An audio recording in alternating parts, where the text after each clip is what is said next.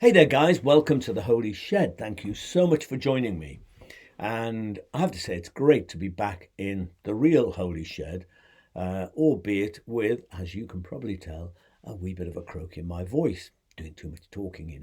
But I've loved the last several weeks of travelling around, being at Greenbelt, leading ceremonies and services in London, doing Pause for Thought. I'm doing another one this coming Tuesday. And then on top of all of this, conducting two bang, bang, glorious retreats, one up in Yorkshire and the other down here in Somerset. Makes me feel tired just when I look back over it all. And you know what? It's just getting started. It's going to be a pretty busy autumn for me and Pat. But you know what? It's great. I love it. And thank you so much to those of you who came to Scargill House up north and Amadown retreat centre down here in, well, not so sunny Somerset. Didn't we have a great time? Two fabulous groups of people. We had a lot of fun, and I thank you so much for being there and for contributing and helping to make these two very memorable occasions. And now here we are in the wonderful Holy Shed. Now, you remember last time I talked about the poet David Whyte's wonderful expression in one of his poems, A House of Belonging. And I used that phrase to open up the whole thing about what's called identity politics, which has become something of a buzz term over recent years to describe the way that all kinds of groups have been forming around common identities, like LGBT stuff, trans people, people of colour, religious groups, folk with disabilities, etc., etc.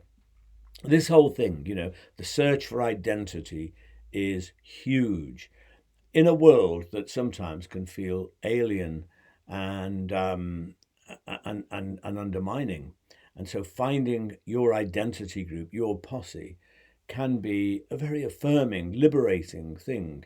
And it brings a sense of security and refuge over against all the people and groups who don't seem to like what you're about, who don't accept your identity. So, as I said last time, I support all of this. I support the idea and the importance of finding one's particular house of belonging. It creates a companionship of empowerment, which is great. But I also pointed out that one of the downsides of identity groups is that we can easily lose sight of the bigger house of belonging that we all belong to, the human race. And beyond that, the magnificent creaturely family of planet Earth. However, there's another thing which I'd like to flag up today, pointed out in a video that I came across by the fabulous Nigerian fashion stylist and social commentator Aishat Akanbi, who said that a fixation on your identity limits your identity. A fixation on your identity limits your identity, which sounds, somewhat contradictory, but when I pondered it, when I heard it, something inside me said, yes. And, I very quickly got what it was that she was talking about. She was on about how being over fixated on, say, being male or female or black, to which we could add gay, trans, cisgendered, whatever, while it may be affirming or liberating, what she was saying was it can also be limiting. In other words, the very borders, the very border lines that create identity, which is so good, can become walls that limit or restrict any individual identity.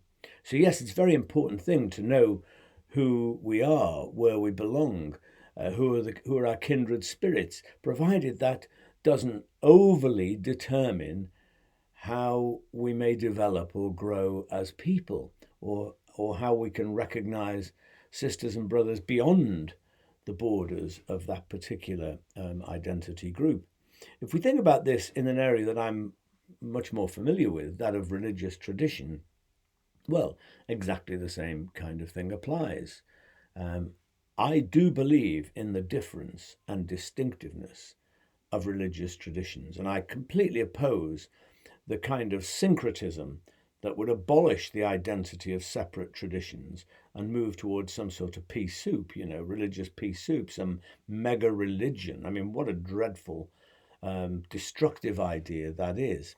But frankly, I have to say, if I spend too much time in purely Christian circles, well, it does my head in. I love diversity. I love to explore other belief systems to my own. I love to interact with non-religious folk, with atheists.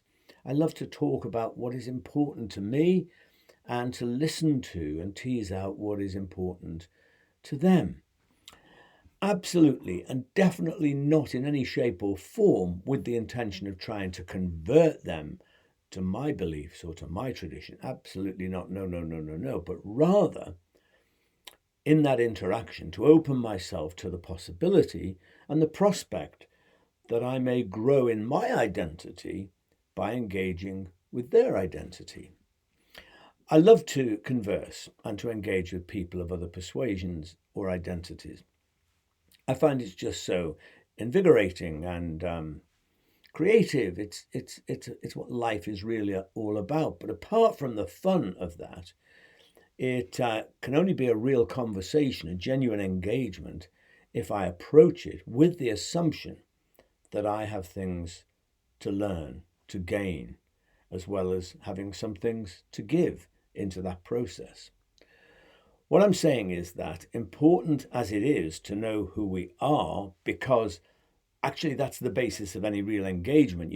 There can't be any sort of blank sheet to blank sheet engagement. We bring who we are, we bring our beliefs, we bring our presuppositions, we bring what we're about, our identity, into the engagement. I engage with others who are different to me because that's how I grow. Excuse me. So I love Ayashat's idea that a fixation on your identity limits your identity. I think it's a real key, actually. Insofar as identity politics isolates us from those with other identities, it can become a prison instead of a useful recognition of difference. And so it's important to recognize how something that's really good can become something quite damaging, if you see what I mean. The idea of pride, for instance, is fantastic, not just gay or, LGBTQ plus pride, but any kind of pride that boldly proclaims, this is who I am, and I love it, and I embrace it. But I feel sad when identity becomes a locked door. It needs to be more of an open gate that allows us to explore how that identity can be enlarged through interaction with other influences, with other possibilities. I often say, and I've written about it, that I am a Christian humanist. Two identities, Christian and humanist, which are mostly seen as opposites or even adversaries. I mean, if I use that term in some churches, in some circles, people would have apoplexy because these things are considered to be opposites and enemies.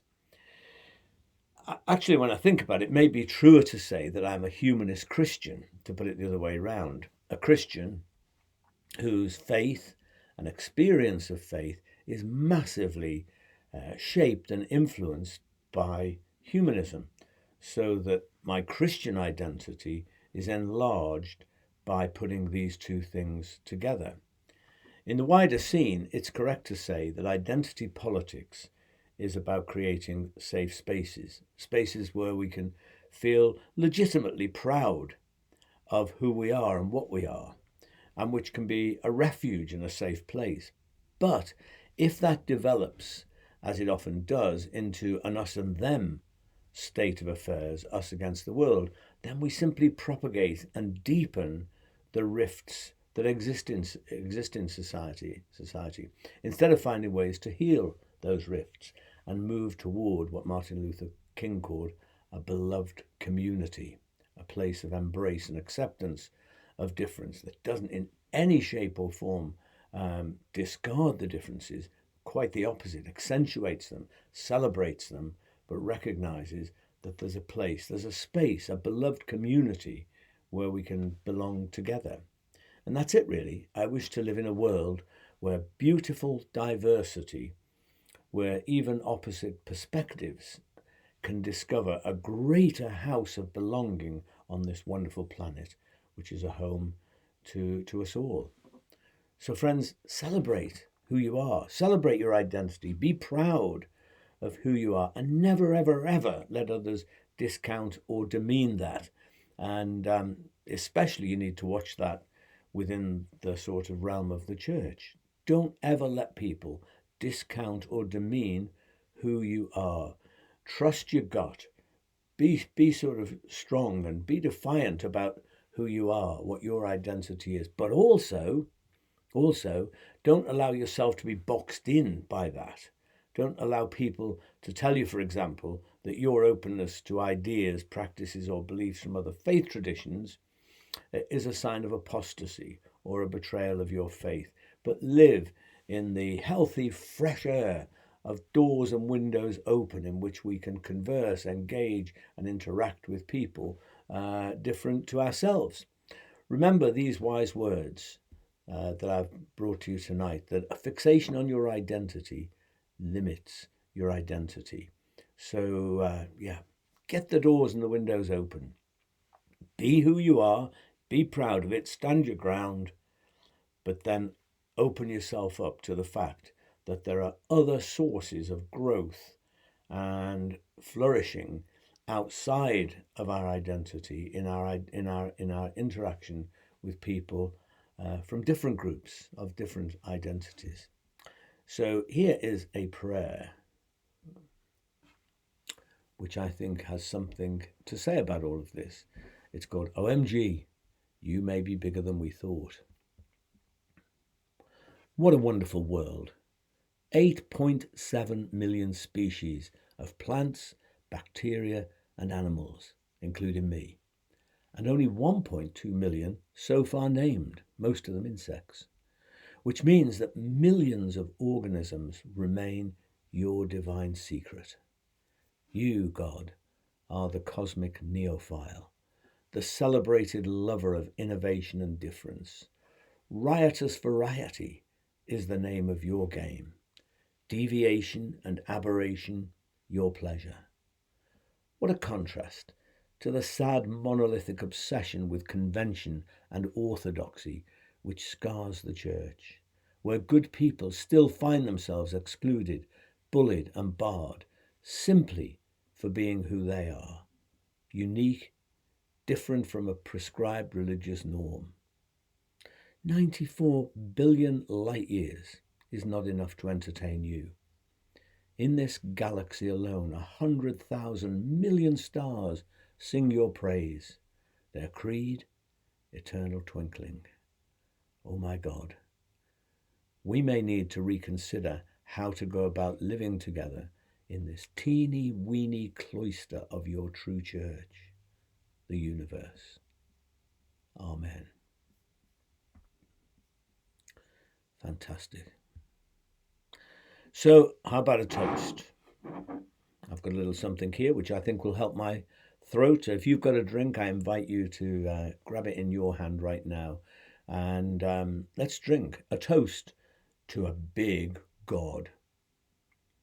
What I want to shout in churches all over the place, I just want to open the doors and shout, your God is too small. A toast to a big God. A toast to knowing who we are and staying at the same time ever open to grow and evolve. A toast to this amazing world of beautiful diversity. Friends, to life. L'chaim.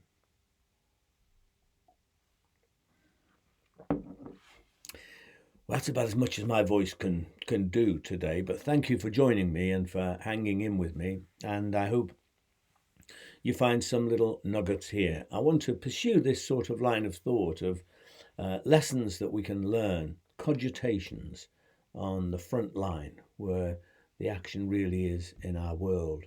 So, something to think about, hey? So, what am I saying? Yes, if you like what I'm about, guess what? You can support us here in the Holy Shed. You can buy us a coffee. You just have to follow this link on your screen, and it's all very easy. And we are so grateful to all those of you who do this regularly or occasionally, or who support us in other ways. It's all deeply, deeply appreciated. I mentioned last week that this coming Thursday, I have got a special event going on. It's a party, really, an OMG book party. And it's to help launch this autumn's sort of book tour that I'm launching out on. I've got quite a lot of dates, still open to have more, by the way. If you can organise something, or you know someone who can organise something your way, get in touch with me or Pat and we'll see what we can do. But next Thursday, between roughly 6:30 and 9 o'clock, we'll be gathering in an amazing venue which is just behind the Tate Modern. Our lovely friend Rob Pepper, who came up with that little angel figure that you can see here before you, and does quite a lot of art things for me, but he does much more than that. He's the principal of the Art Academy in London, and they've just got these new premises, just as I say, behind the Tate Modern, and it's getting into full flow this autumn with a new term, and they're going to be renting out the premises to other groups as well. And so this is really a little bit of a guinea pig from their point of view to see how the space, it's lovely space in the artist gallery on the ground floor. And there'll be all sorts of fun things going on. I'm not going to tell you what they are, but there's some fun things coming up. And I'd love you to join us if you are in London or somewhere near London, or if you can make it down for the evening. That would be great. You don't really need to RSPB. Just turn up. Did I say RSPB? Gone off on a bird thing there, isn't it? You don't need to RSVP. Just come anyway, and it'll be great. We'd love to have you. So that's about it. As I say, I'm doing another Pause for Thought on Radio 2 on Zoe Ball's show on Tuesday. It goes out live. It happens live at about 7:15, 7:20. But if you're in bed, snoozing, or on your way to work or whatever, it's on BBC Sounds afterwards, and I will put a link up to it on my Facebook page. And that's just about it. So thank you very, very much for being here with me. And I hope that you have a great week this week, whatever you're getting up to. Hopefully, maybe coming to my party. But whatever you're doing, have a great week. And take out with you the heart of the things that we've been thinking about this evening. Be kind to people who are different to you, people that you don't know. Be kind to people you do know. And most importantly, be kind to yourself, because that's the basis of all the kindness that we have to offer to other people. Stay human. And I'm going to see you soon, and I'm going to finish with a blessing and a little bit of music. So just relax and enjoy this. And thanks again for being with me.